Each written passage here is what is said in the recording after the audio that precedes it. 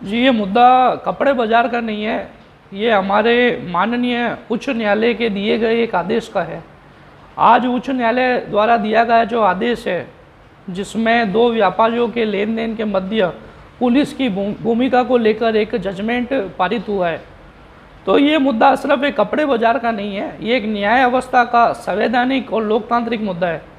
और न्यायालय का आदेश हम सबके सर आँखों पर रहता है, उनका दिया गया आदेश संविधान के प्रत्येक नागरिक को मानना अनिवार्य होता है।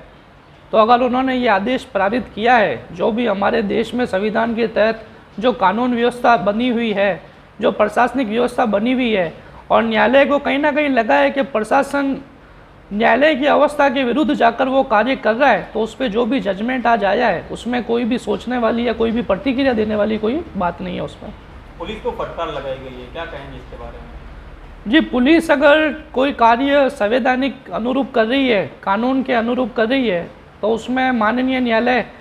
अपना कोई भी आदेश दे सकता है। और कई बार ऐसा देखने को भी मिलता है कि लेन देन के मध्य विवाद पुलिस थानों में जाते हैं, उसमें कई बार पुलिस द्वारा पार्टी को या व्यापारी को या किसी भी देनदार पक्ष को प्रताड़ित किया जाता है, जो कि कानून व्यवस्था के लिए एक उल्लंघन का मामला है। क्योंकि हमारे देश में दो व्यापारियों के या दो व्यक्तियों के मध्य लेन देन के विवाद के लिए सिविल न्यायालय बना हुआ है, कमर्शियल कोर्ट बनी हुई है, और भी कानून के कई प्रावधान बने हुए हैं, जिसके तहत देश के नागरिक उन सुविधाओं का लाभ देके या फिर उन कानूनी प्रक्रियाओं का लाभ लेकर अपना मामला न्यायालय के समक्ष पेश कर सकते हैं। जब देश की डेमोक्रेसी में, देश के संविधान में जब न्यायालय, इतना बड़ा उच्च न्यायालय और न्याय अवस्था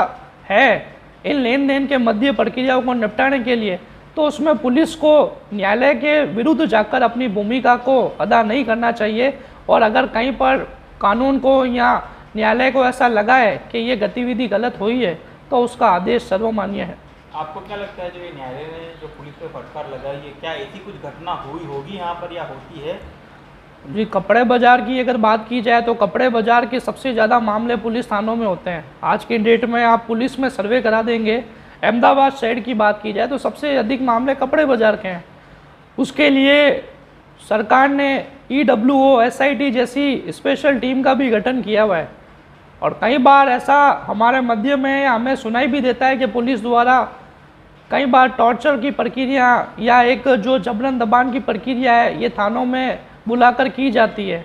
तो ऐसी घटनाएं कोई आम बात नहीं है, हो चुकी है, होती भी है और हो भी रही होगी।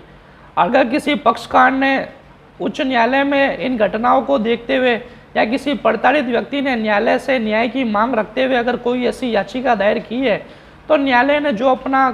देश के संवैधानिक तहत और जो भी एक पुलिस की प्रक्रिया उसके तहत जो आदेश दिया है, वो आदेश सर्वमान्य है, उसमें कोई सोचने का विषय ही नहीं है।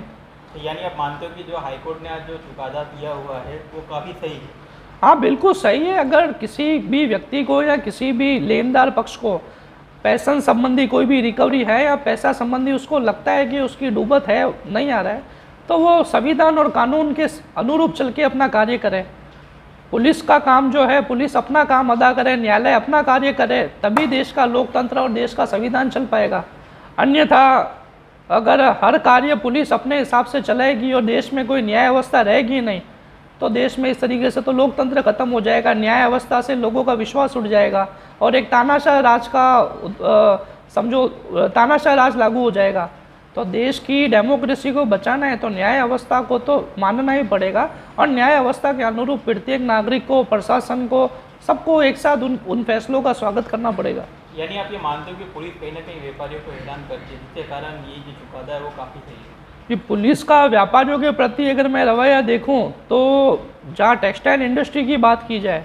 तो कई बार टेक्सटाइल इंडस्ट्रीज़ में ऐसा होता है कि कई घटनाओं में 406, 420 जैसी FIR बना दी जाती है, जबकि ऐसा कोई कार्य किया हुआ नहीं होता है।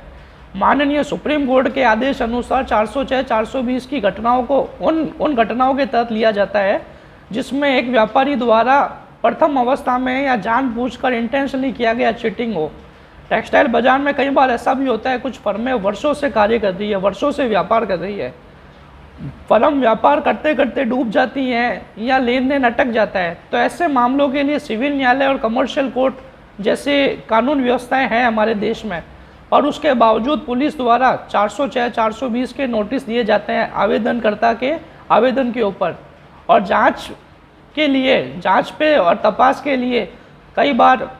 आरोपी पक्ष को प्रताड़ित भी किया जाता है या पूछताछ के नाम पर प्रताड़ित भी किया जाता है। तो ये घटनाएं पहले भी हो चुकी है, ये कोई पहली बार न्यायालय में कोई ऐसी याचिका नहीं लगी है, पहले भी कई ऐसी याचिकाएं लगा दी जा चुकी है और न्यायालय कई बार इन याचिकाओं पर पुलिस को पहले भी संज्ञान में अपना न्याय अवस्था के जो आदेश है वो संज्ञान में ले चुके हैं। तो ऐसी घटनाएं ना हो, कानून व्यवस्था सुचारू रूप से चलती रहे, न्याय अवस्था सुचारू रूप से चलती रहे और न्याय अवस्था के तहत प्रत्येक नागरिक देश का अपना संविधान के तहत कोई भी अपनी न्याय से मदद मांगे, हम ये चाहते हैं। इसमें कोई पक्ष या किसी पक्षकार के साथ गलत ना हो, वो स्थिति सुचारू रूप से चलती रहे।